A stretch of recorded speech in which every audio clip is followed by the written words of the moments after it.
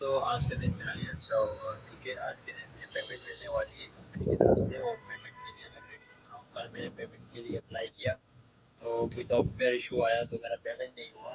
Salary का दिन था और सैलरी मेरी नहीं हुई। आज का दिन है, आज से सैलरी हो जाएगी। और सैलरी के लिए मैंने बहुत सर्वर कोशिश की, कल पेमेंट का इशू था और मुझे सॉफ्टवेयर का इशू हुआ। आज हम सैलरी का भी देने चले।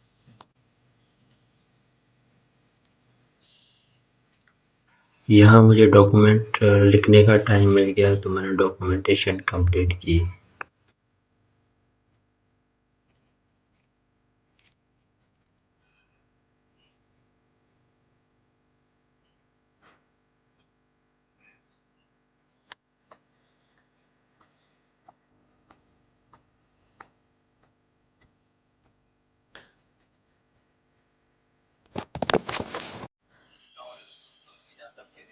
दोपहर के 2 बज रहे हैं।